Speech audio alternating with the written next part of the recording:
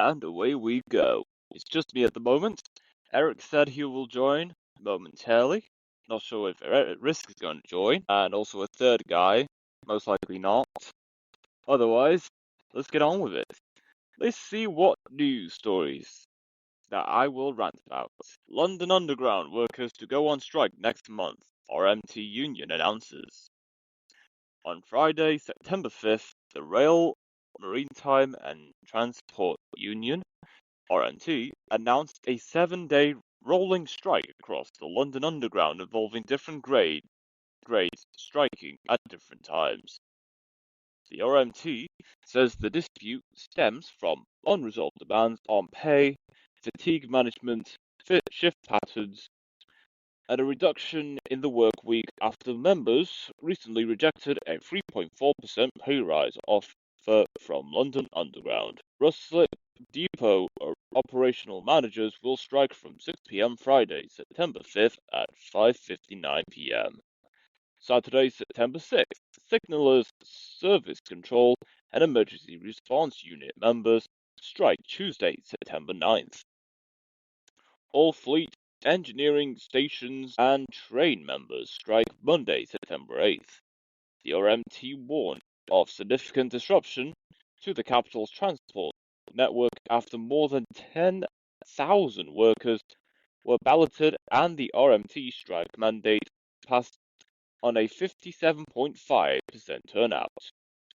Transport for London urged the Rail, Maritime and Transport Union to present its pay offer to members and continue engagement, while the RMT pledged to seek a revised offer with London Underground management for a negotiated settlement. So, staff of the London Underground are just not going to are going to stop working for at least a week until a pay is settled.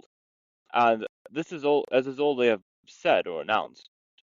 They haven't said if they're going to prolong the strike in case Transport for London doesn't negotiate or propose some kind of pay rise to these workers. I'm not against people speaking out on how they want to be treated in their workplace. However, if you're going to go on strike and you want demands from your employer, you've got to have a long-term plan in case those employers are not going to budge. There are employers that just simply don't give a damn. You can go on strike for a month and operations will still be functional because there'll be few workers that may not partake in the strike to begin with. Can't be too sure what the percentages are between those who want to strike or not. There will be times, more likely than not, when strikes do not get the outcome that is the workers want to get out of that strike. But of course, with enough determination and dedication, something will be negotiated if they continue this strike. However, as I'm hearing this now, and out of what has been announced so far, I think that just sounds like something that Transport for London or London Underground management can say they can financially manage. It's only a week that they'll be protesting and going on strike. Surely they could handle a week off. Maybe half a month. Not sure about the entire month. But anything more than that, there's no way. I don't think employers of major companies or organizations want to take the risk of way limited operations because simply the employees are wanting to strike for higher pay settlements. However, that's all there is for now. I think something will be negotiated and something will be settled eventually. However, 1 week and only a week is certainly not going to be enough. I feel that this protest could go on much longer than a week, but for now, I don't think it's enough, and it's not going to have too much of a strain on the network whatsoever. California's long-delayed bullet train, slated to run in the Central Valley by 2032, report says. The California High-Speed Rail Authority opened the Avenue 88 grade separation in Tulare County, the 57th completed structure on the Mercator to Bakersfield segment and second in Tulare County this year, clearing State Route 43 and the Burlington Northern Santa Fe Railway with 20 precast concrete girders.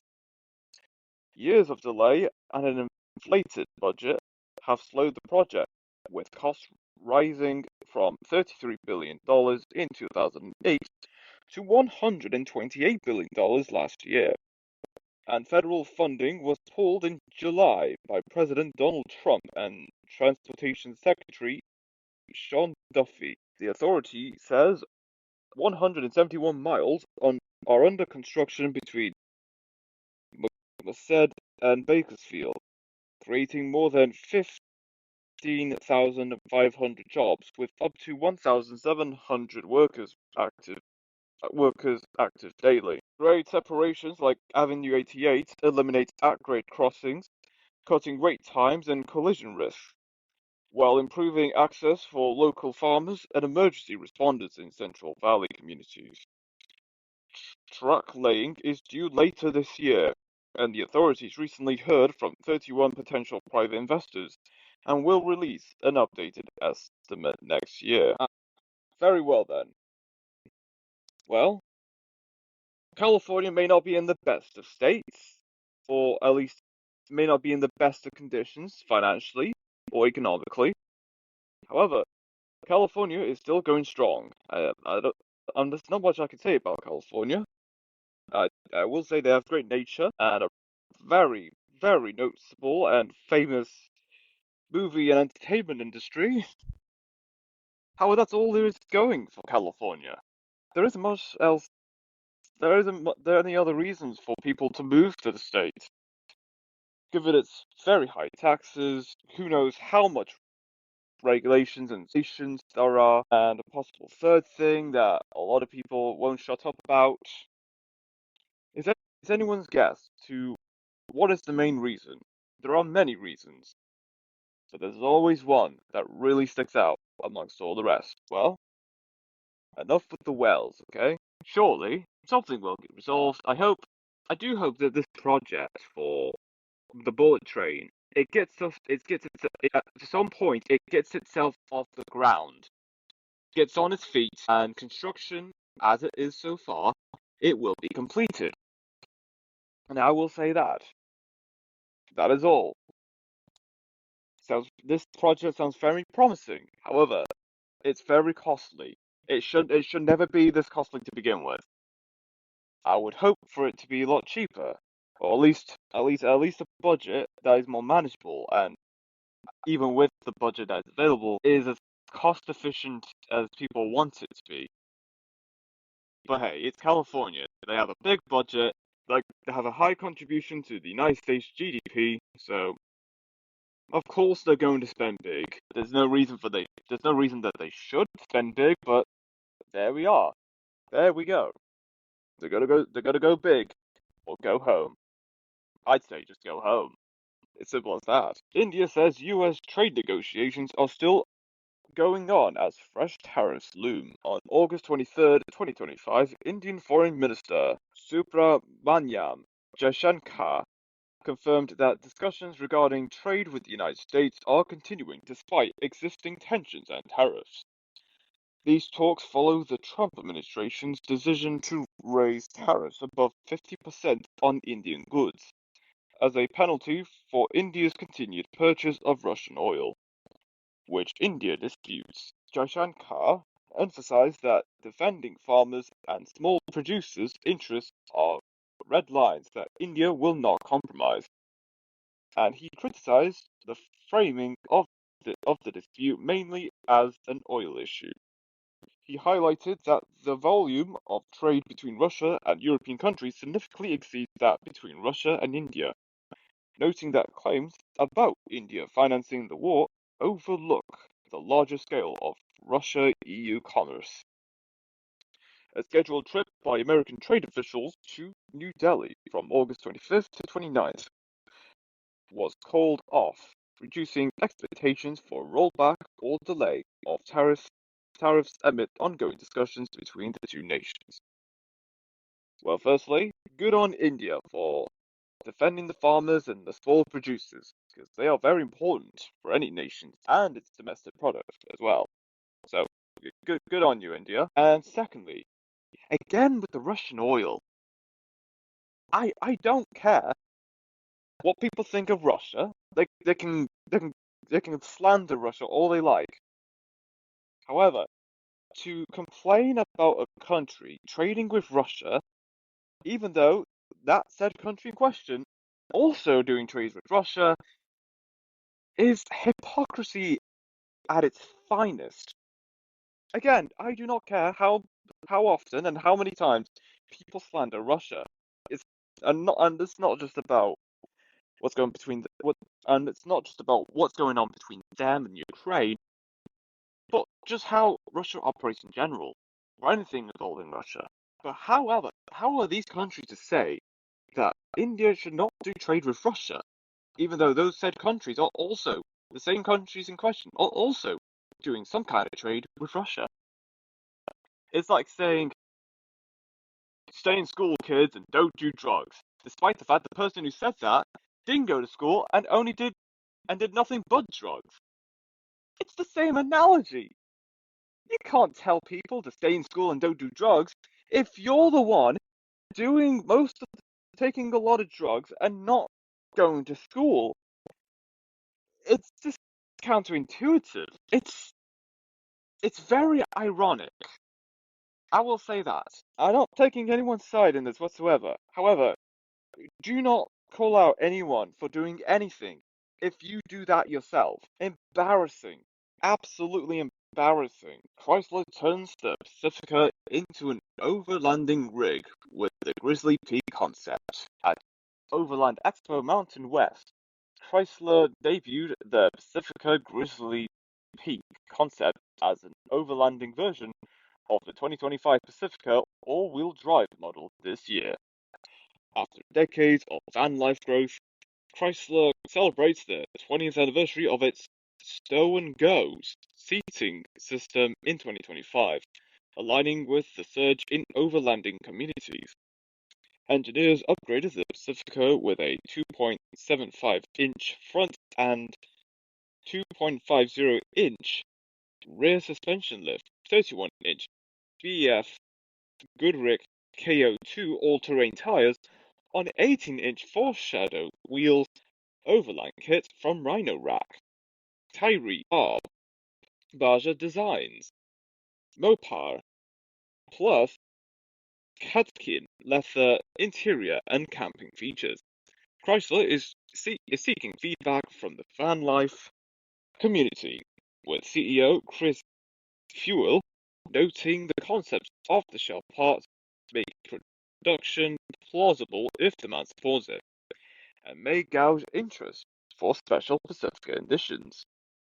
Beyond the concept, Chrysler's recent lineup includes the Pacifica plug-in hybrid with 82 mpge and 32 miles electric range, plus this year's Stow and Go seating 20th anniversary and Voyager's return.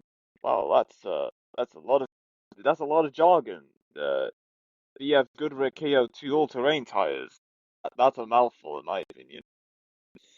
So yeah, it's great to see progress in the automotive industry and many unique features that you won't find on any other automotive vehicle models or so on. Well, it's better to do later than never, and it's better to do something than nothing. Online death and abused French streamer was not a result of trauma, prosecutor says. A French prosecutor said Thursday that Raphael Raven, known online as Jean Promanus, likely passed away of medical causes, not foul play, after collapsing during a broadcast.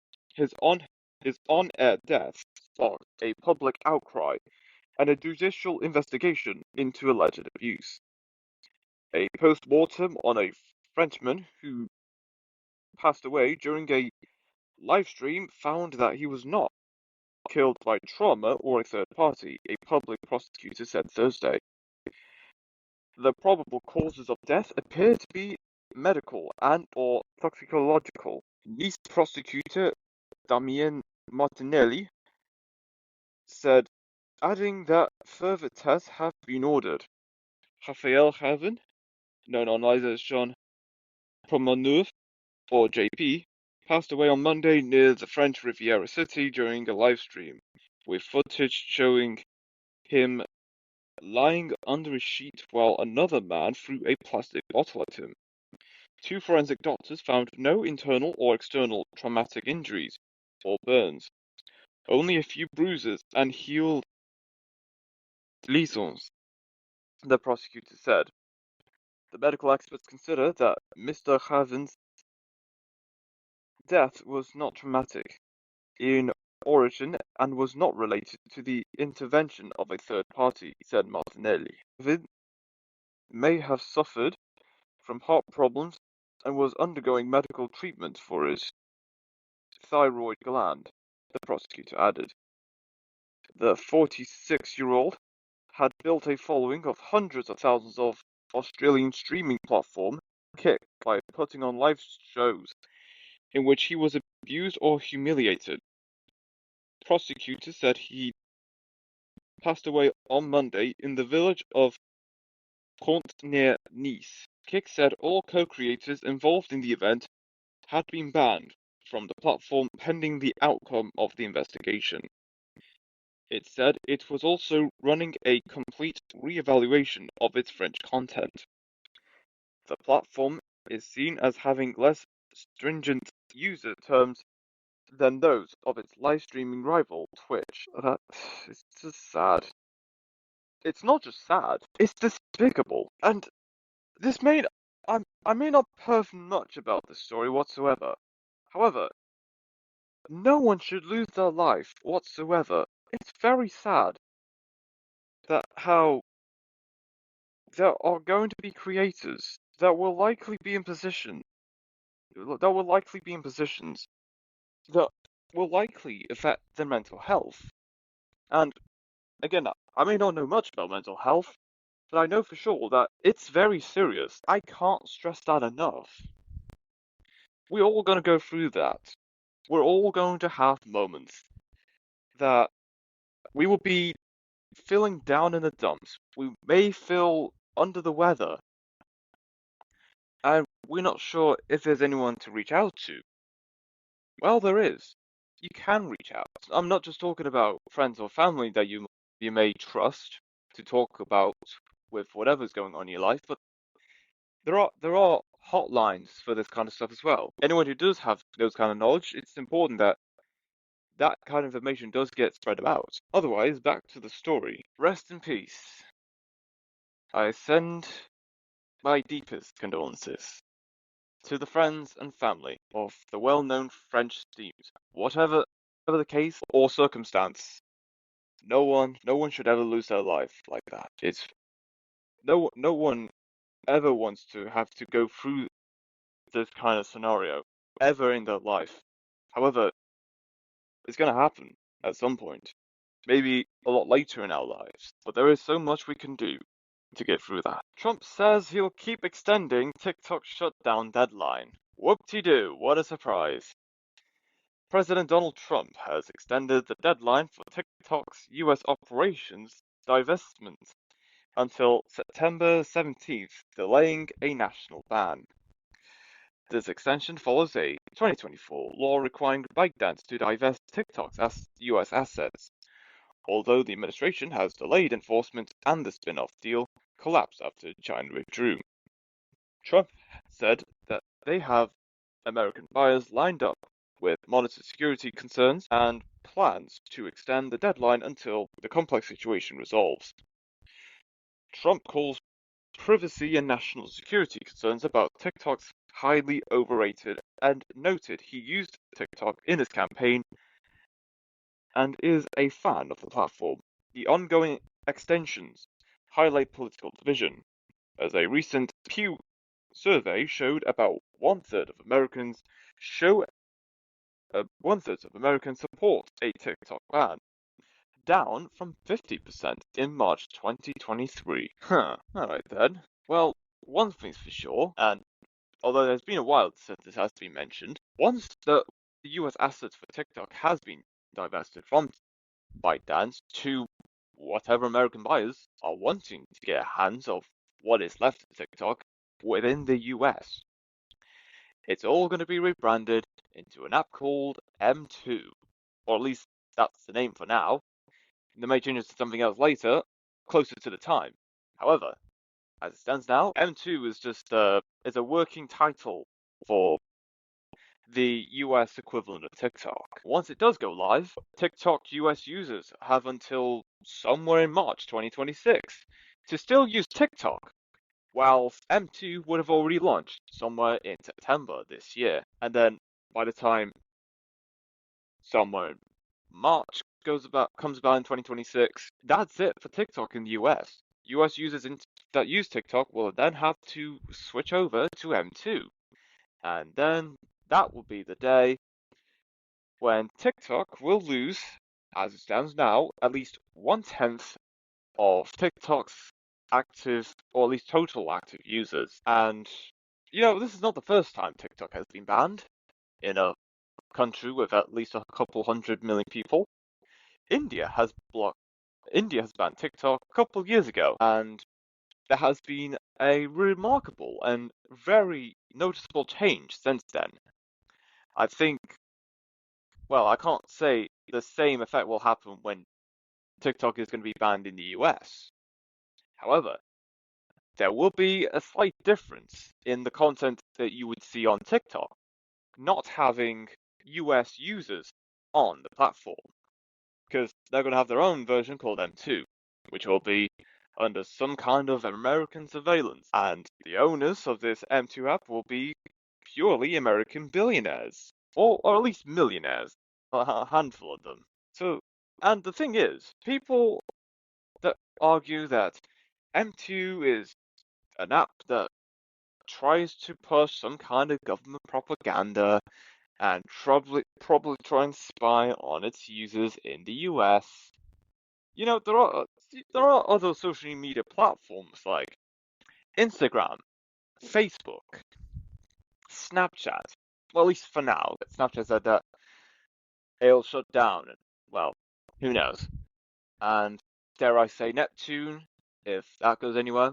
I think it will, but give it a few more years. There are other social media platforms that people in the United States will still use, which is also available globally around the world.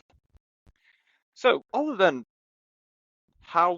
the fact instead of TikTok, US users are going to use M2, which is somewhat a TikTok imitation equivalent, nothing else, not much will change from using platforms like Facebook and Instagram and Twitter X.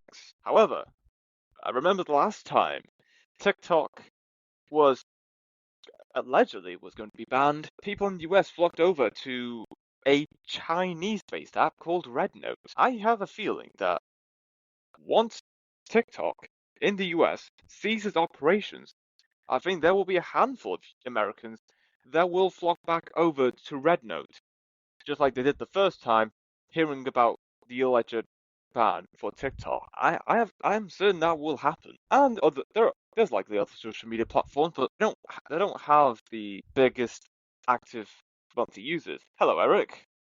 Hey, what's up? Not much. So I'm reading this story about TikTok saying he'll keep extending the TikTok shutdown deadline. Really?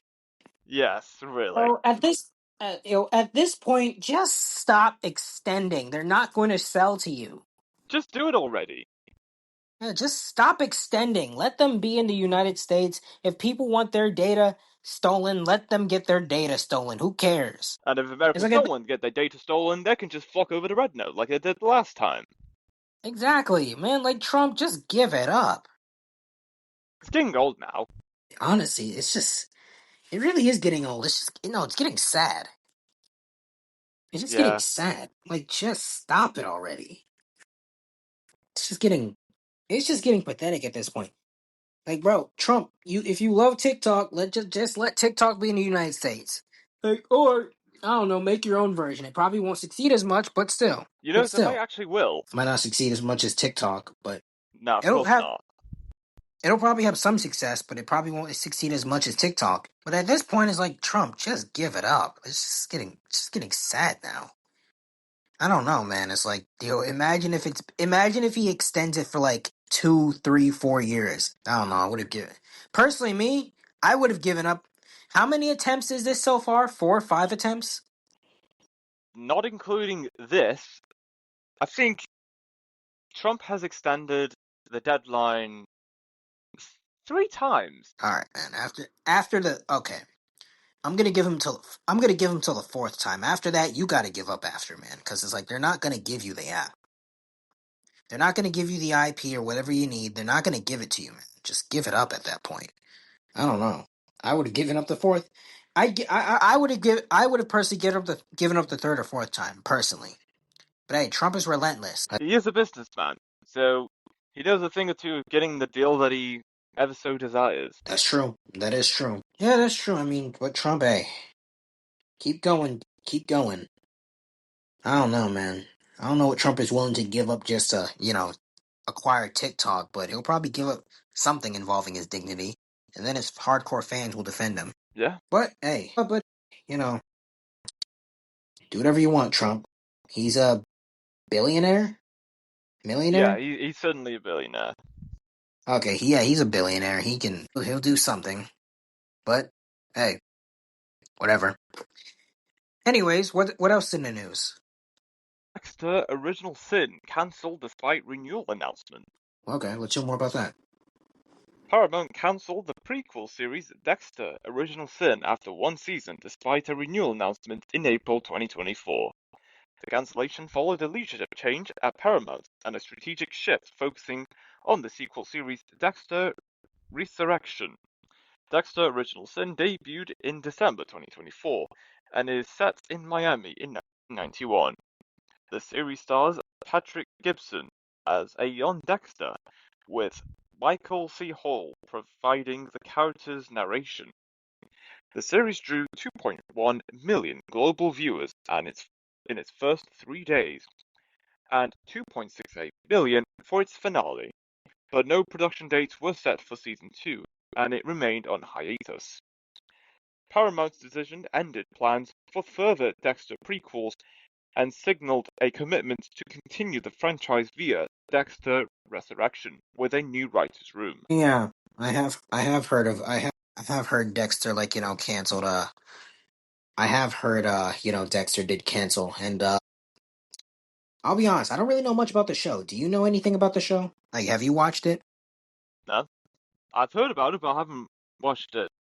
At least Yeah, I've heard a about. couple episodes. Yeah, honestly, I've heard about it too, and it's just doesn't seem like something I'd watch. I don't know. I'm really trying to find like new shows to watch, even if like they're old shows that don't even that aren't even making shows anymore. I'm trying to find new stuff to watch. Sometimes I have to resort to old shows that I've already watched. But yeah, I really don't know how to feel about it. Some people are saying it's good. Some people saying it's bad. Some people are glad it's canceled. Some people are glad it's not canceled. Are upset that it's canceled. So wherever they go, the title is interesting though. Why was it called Dexter Original Sin? I like that. That is an interesting. That is a very interesting title to me. I think that's like the only thing that really caught my eye about the show in general. Like that's like the only thing. Like when I heard that it was canceled, I was like, huh. Why'd they call it Original Sin? Is it specifically about that? Like, I'm trying. I'm trying to wonder. But either way, there are people who enjoyed the show. So, but I'm sure they'll be fine though. You know, but there has to be a reason why it was canceled the first season, and that just doesn't happen. That just does not happen out of nowhere. Well, and you could make the argument it does for some shows, but yeah, that just for the most part that does not happen out of nowhere. Of course not. Yeah. So yeah, ultimately speaking, I just have nothing else to say. Just it ultimately just It It happens. happens. Yeah, it just happens. I don't know. It just simply happens. But yeah, what else in the news? 5 Seconds of Summer's Luke Hemmings and wife Sierra Deaton welcome first baby. Oh, congratulations. First babies are usually adorable and cute, you know, until they grow up. And actually no, it depends on how you raise them. If you don't raise them spoiled brats, then yeah, you'll probably have a little bit of a hard time, but you'll ultimately have an easier time because you'll raise them to be humble. But congratulations. I hope that baby grows up to be strong and resilient and you know, yeah, I'm just happy for them. Me too, Congratulations. yes. Yeah. I mean, it's bringing more life into the world, not taking it out. So that's a beautiful thing. Absolutely. Yeah. So I hope they treat that baby greatly, and I hope they don't. Well, obviously, I hope they don't abuse it. So that's what a good parent would do, not abuse their child. You know, congratulations. But yeah, Indeed. what else? Let's see. Travel disruptions for millions over bank holiday weekend. Huh. All right. Let's hear more about that. Alright then. Millions across the UK are facing travel disruptions this bank holiday weekend due to heavy traffic, a rail strike, and ongoing engineering work. The RAC urged drivers to set off as early as possible for their holiday getaways or be prepared to spend longer in traffic. Major roads in the southeast and southwest are expected to be among the most congested as nearly 18 million drivers are planning holiday trips. A strike plan for Saturday and Monday by cross-country train workers who belong to the Rail, Maritime and Transport (RMT) union will disrupt services throughout the bank holiday weekend. Additionally, passengers are being advised that several key routes will be closed due to engineering work, as Network Rail carries out 261 projects across the UK. The bank holiday in England, Wales, and Northern Ireland on Monday is the last before Christmas. The RAC expects 17.6 million getaway trips by car to take place in the UK between Friday and Monday. 3 million journeys for holidays or day trips are expected on Friday, raising to 3.4 million on Saturday. Some 2.4 million leisure journeys are expected on Sunday, and 2.7 million on Monday. Interesting. What are your thoughts on this? Well, enjoy your holiday while it lasts because, you know, that time of the season is coming about and it's going to get colder from there. Yeah, that's true. That is definitely true. Just enjoy it while you can because it's not going to last very long. But hey, ultimately speaking, what can you really do about that? What can you really do? Not much, really. Yeah, that's true. But yeah, what else in the news? Ethereum surges to new all-time high amid likely September rate cut. All right, let's hear more about that. On Friday, Ethereum reached a new all-time high of $4,885 on Coinbase, topping multi-year peaks amid a broad market rally. Federal Reserve Chair Jerome Powell's dovish tone at Jackson Hole sparked a synchronized rally across crypto and equities, lifting markets into the weekend as he said, shifting balance of risks may warrant adjusting policy stance. Institutional flows showed US spot Ethereum ETFs pulled in over $9 billion since June, and corporate treasuries acquired nearly 3 million Ethereum as market cap topped $587 billion. So far this year, Ethereum has risen about 45%, outpacing Bitcoin's roughly 25% gain, and positioning Ether to challenge Bitcoin's market dominance during altcoin season. Analysts expect Ethereum could trade between $4,500 and $5,200 with potential to surpass $5,000 or $6,000, but it must hold the $4,100 support amid scalability and regulatory challenges. Hmm. That's very interesting. Definitely a very interesting, like interesting case. Like what do you think about all of this? Well, I'm glad that there's another cryptocurrency besides Bitcoin that's doing very well themselves and has potential for its valuation to be, or at least it has the potential to have valuations to be just as high, if not higher, than Bitcoin. But of course, Bitcoin on top, as always, and for who knows how long, probably for eternity, but of course. Nice to see there's other cryptocurrencies making a challenge against Bitcoin to improve on its individual valuations, because it shows that no matter who's no matter who the critics are and what they say about the worries, the concerns, and the flaws of cryptocurrencies and the blockchain that it's connected to, in the next few years, cryptocurrencies will be the way to pay for stuff, for goods and services alike. You know what? That's true. I mean, hey, at least they're making another way to like do things and pay for stuff. And yeah, although cryptocurrency is definitely going to be, although yeah, that's going to be the future and the inevitable future. And although yeah, that's always going to be on top.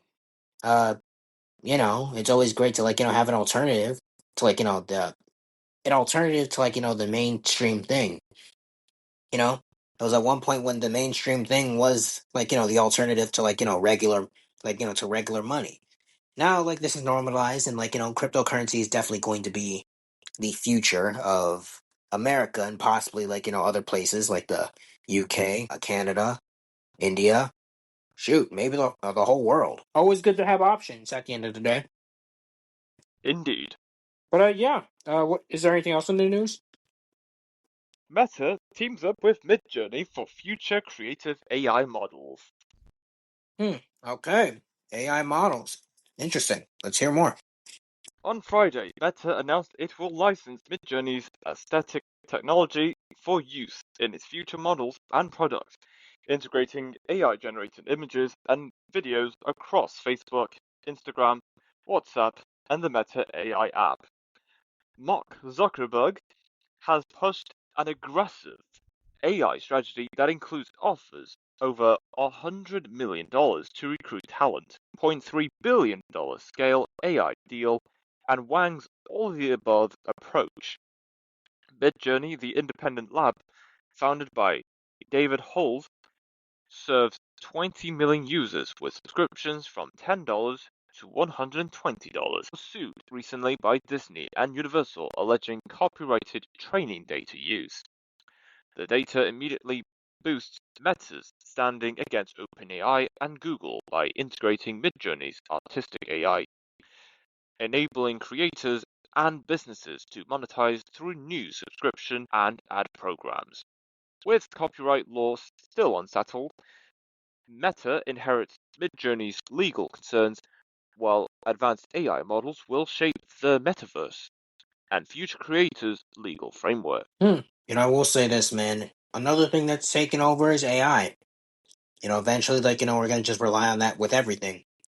But I will say this, I hope everything goes smoothly and everything goes soundly because this sounds like it can definitely become a messy situation very quickly. So, we would not want that. So, I just hope that everything goes by well. And ultimately speaking, we just have to see what happens at the end of the day. Because, Absolutely. you know, yeah, because, like, we never really know where this is going to go. This is going to either go left or go right or go both ways and or just go sideways or up or down. We don't really Upside know. down, All around, sideways, I don't know. somewhere in between. Yeah, that. But yeah, we just have to see. We just have to wait and see what happens next. But yeah, what else in the news? When heat and drought stress trees, the consequences can be tragic. Hmm. Okay, let's hear these tragic consequences. When heat and drought stress trees, the consequences can be tragic, with branches breaking off and causing injuries or fatalities, even on calm days. A tree physiologist said repeated droughts in British Columbia, mixed with heat stress, increased the likelihood of branches breaking off, resulting in recent tragic incidents. Prolonged drought can weaken trees, reduce their growth and defenses, making them susceptible to insects, diseases, rot, and potentially toppling over. First off, I just want to say that's a very unfortunate situation to be in. I mean, trees breaking off, all of that. I mean, yeah, that's definitely a hazard for someone to get injured and someone to get hurt. So you can only hope, you can really only hope and pray for the best when it comes to that type of situation. And I would hope that no one, and I would hope that no one actually got hurt from that situation. But yeah, it can definitely get dangerous very fast, and all you can really do is just try to avoid situations such as that by, if you like staying inside, not by not going outside, but also if you live under a tree, literally, then yeah, no avoiding that situation. So all you can really do is just pray and hope that like that does not happen to you. But yeah, that is a very unfortunate situation to be in, and yeah, I would not wish that on anybody at all in the slightest. Really, I wouldn't wish anything bad on anybody who I would either hate or just you know had problems with really. But we just have to hope and see that we just have to wait and see what happens next for anyone who is experiencing that and just pray and hope that they do not experience that situation at all. But yeah, what else in the news? Norway ski jumpers accept 3-month ban for manipulated suits. Sounds like a interesting story. Let's hear more. Let's hear more. Two Olympic gold medalists, Lindvik and Forfang, accepted a 3-month ban after a scandal involving manipulated ski jump suits during the World Championships. The International Ski Federation noted that Lindvik and Forfang were not charged with knowing about the manipulations, but failed to inquire about them. An ethics inquiry by the Federation was opened into the ski jumpers and coaches after admissions of guilt from the head coach and equipment manager regarding suit alterations in March. Manipulated suits intended to enhance performance led to formal protests from the Austrian, Slovenian, and Polish teams, confirmed by secretly filmed footage. I will say this: they probably accepted a 3 month ban because 3 months is not that bad. Let's be honest. But I don't know how serious the situation is, but whether they knew about it or not, it was wrong. Well, if they didn't know about it, then 3 months is valid, I suppose. But if they did know about it, then they should probably get banned a little bit longer than that. But yeah, like what would you say about this like specific situation? Like, do you think like the 3 months is justified, or is it enough, or like do you think they deserve like? Honestly, I think it should be longer. Because 3 months, that's nothing. We could put up with 3 months. And also, 3 months from what? Competing in skiing competitions? Or it's just 3 months from any skiing activity whatsoever? And a second thing, what if this was not the first time this happened? What if this has happened many years ago, and since they've done it for so long, but only now they found out? What if it was the reason why Norway, or at least particularly for skiing, has managed to win so many medals at the Winter Olympics? I'm just saying, if this was true, and this has been going on for many, many years, maybe a couple of decades, since the existence of the Winter Olympics, I think there will be people knowing about this. They will argue. If this has been going on for a very long time, I think the consequences would be much more severe. And for this particular situation with the two gold Olympic skiers, I don't think 3 months is enough for that case alone. It should be longer. And if this was something that has been done for many decades within Norway's skiing team that has helped Norway get those gold medals, or at least any medal at the Winter Olympics, surely there'll be longer investigations and having found ironclad proof, knowing that they were wearing manipulated suits to get ahead in all competitions, surely the consequences will be much more severe than we could ever comprehend. Most likely, they Yeah, will never compete in the sport ever again. yeah, I 100% agree. Maybe we should take it a step further. Maybe if they were doing this for like years and decades, they should give back those gold medals that they won. They should give back Exactly. those, they should give them back because it's like, bro, they weren't earned the right way. And I will Yeah, say this, go on. man, it's like maybe they should, if this was going on for years and years or decades, they should probably be permanently banned from this entirely because it's like they didn't respect the sport enough to win it the right way. If this has been going on for years, of course. That's But if true. this is their first time, maybe like 1 or 2 years, maybe like 1 year minimum of not skiing because 3 months is nothing. I'll be honest. 3 months is literally nothing. 3 months will pass by in the quickness. Like, hold on, in the quickness like that. It'll just pass by. It needs to be long. But Agree, yes. yeah, what were you gonna say before? Actually, I don't think I was going to say anything. Oh, okay. But yeah, definitely they should either be permanently banned if they've been doing this for years, which they probably have, allegedly. Allegedly. Yes. But if this is their first time, it should be more than 3 months. A couple more months, maybe a year, 2 years, I don't know. Certainly Something. a year minimum. Yeah, a year minimum. If it's their first offense, but if they were doing it for years, then they should just be permanently banned for life. Yeah, it But only makes sense. yeah, it makes complete sense, yeah. But yeah, is there anything else in the news? Hurricane Center deploys AI to track storm formation. Well, this should be good. Let's hear more. Let's see. An artificial intelligence system developed by the University of Miami is giving forecasters the first automated way to distinguish between key tropical weather patterns in the Atlantic and Pacific, and advanced now in use at the National Hurricane Center. An artificial intelligence system developed by the University of Miami is giving forecasters the first automated way to distinguish between key tropical weather patterns in the Atlantic Pacific and advanced now in use at the National Hurricane Center at the 2025 Atlantic hurricane season.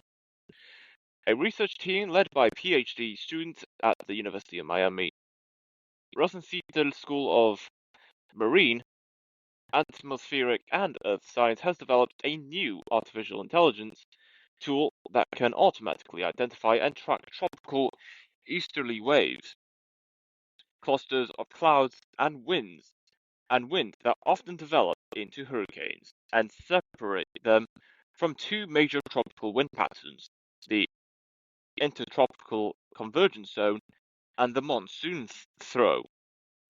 With this wave tracking tool, we have a new way to detect different patterns and the type of systems that can grow into hurricanes, said Will Downs, a PhD student in the Department of Atmospheric Sciences at the Rosenthal School, who led the development of the system. It's one important step towards improving forecasts and giving communities more time to prepare. The artificial intelligence model, created by Downs and his collaborators, addresses long-standing gaps in forecasting. Existing tools have struggled to track cues in regions like the Caribbean, and no automated method has existed to tell the ITCZ and MT apart until now. Using 4 decades of weather data from 1981 to 2023, Downs trained convolutional neural networks, a form of AI, to detect and differentiate these systems in real time. His model combines historical observations from the National Hurricane Center's Tropical Analysis and Forecast branch with reanalysis data of past weather and climate conditions. I'll say this: it's not necessarily a bad idea to use AI to track hurricanes and storms and whatnot. I would just say the only thing they would have to do is make sure that the data is actually accurate, and make sure that there's no false alarms, and make sure that everything is not faulty. Because it's not a bad idea. Once again, it's like it can definitely be used for good. You just have to make sure the data is accurate. You just have to make sure the AI is to date, accurate, and is actually telling you what it is, and not just telling you something that's false. It has to be some kind of breakdown, and not just and not just to enhance the detection of hurricanes and tropical storms, but there should be some kind of breakdown and analysis of the thinking process of the AI is doing, mainly for training purposes, for new young recruits to give them the idea of what it's like to detect tropical storms, what are key patterns to watch out for, and so on. Yeah, exactly. Like, you should definitely do that for like, young recruits. I feel like there is some benefit in teaching them, like, how you used to do it before the AI, just in case, like, there's a real emergency and you can't really fully put your trust in AI, like, like that. But yes, definitely, like, there's a lot that needs to go into this before, like, you completely just, like, launch this and really start to put your faith into this more and more each day. Because ultimately speaking, like, you want to be prepared for, like, the worst, like, situations possible. And you want to save lives. You don't want to, you don't want to, ruin lives, or you don't want to be the contributor to a ruined life. But Absolutely, yeah, very true. that's pretty much all I got there. Is there anything else? Quebec College facing $30 million fine over English student enrollment postpones first day. Yeah, let's hear more about that. LaSalle College postponed the start of its school year by one day due to a $30 million fine from the Quebec government related to the number of English-speaking students enrolled at the school. The dispute stems from Quebec's Bill 96, which places limits on how many students can attend English language programs at public and subsidized private CE.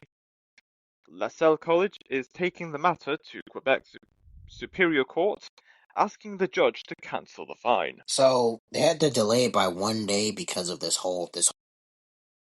Yes, because of a $30 million fine. That is $30 million fine. That is a hefty amount. That is. Do you believe that it was justified that, like, it was even that much money just for that situation? Well, I will say that I understand that Quebec wants to preserve its linguistic culture and the culture of traditions that they have within the province of Canada, and given its history, fair enough. I'll respect them for staying true to what is known by other people of Quebec and what makes Quebec unique from other places around Canada. However, a $30 million fine, personally, I think it's a bit much. Like, although I understand preserving the culture and the traditions of Quebec, however, what if the college doesn't have that kind of money to pay it off? They have to pay the price in some kind of way outside of just paying the fine outright. Yeah, I agree. It's like I get that they're trying to preserve something, but yeah, that is definitely a hefty amount. Too much. But I can definitely see where they're coming from in terms of wanting to, like, preserve, like, certain things that has not been changed in over years to decades. It's understandable. I understand. So yeah, but they probably could have picked a reasonable amount of money to, like, charge, if they were gonna charge money. If they were gonna charge, do that. But yeah. But yeah, what can you really do, huh? There is so much we can do. But yeah, there's so much we can and can't, but there's still so much that we can do. But yeah, I would say, like, I would say that they have a right. They have a right to, like, do what they want. But I feel like they could have been reasonable. They could have been, a little bit more reasonable. But you know, that's them. Is there Then anything else yes, in the news? Yeah. Kilauea's eruption is back as the Hawaii volcano shoots lava for the 31st time since December. Did you say 30? Yes, Huh. I mean, if it for the 31st time, I'm just hoping no one lives on that. I'm just hoping no one lives on it. Well, okay. Why am I hoping that? I know people live there. Let's just get right into It'd the be a news. miracle if they're still alive today. Yeah, it honestly would be. It would be. I don't know why anyone would want to live next to a volcano, but that's them. But yeah, let's just get right into the news. Kilauea volcano on the island of Hawaii has begun its 31st episode of eruptions, with lava fountaining at the north end. Lava fountains have been steadily growing in size to over 325 feet, and past episodes produced fountains over 1,000 feet high, with plumes up to 20,000 feet. The Hawaii Volcano Observatory warns that due to northeast winds, volcanic gas emissions and material may be distributed to the south and southwest of the summit. So what are your thoughts on this? Once again, it's a miracle that people who live near the volcano are still alive. And of course, it's also a miracle for those people who do live on the same island, or at least close to the volcano, where, or at least access of the volcano comes their way. It doesn't bother them all that much. What I've just read sounds so dangerous. It's not as dangerous as I'm making it out to be. However, again, how do people on the island Hawaii get through their day-to-day life knowing that the volcano they live next to can erupt at any time and cause natural disaster or damage? That's true. It definitely is a miracle that, like, these people, that those people are still alive today. And yeah, I will say this. I will say this. I don't get it, but you know, it it's just a huge blessing and a huge miracle. I don't know what else to say about that. I really don't. Neither do I. But yeah, yeah, honestly, yeah, I'm glad that, like, most of them are alive. Yeah, that's all I gotta say about that. Me too. Is there anything else? Nope, that is us. All right, peace. Peace.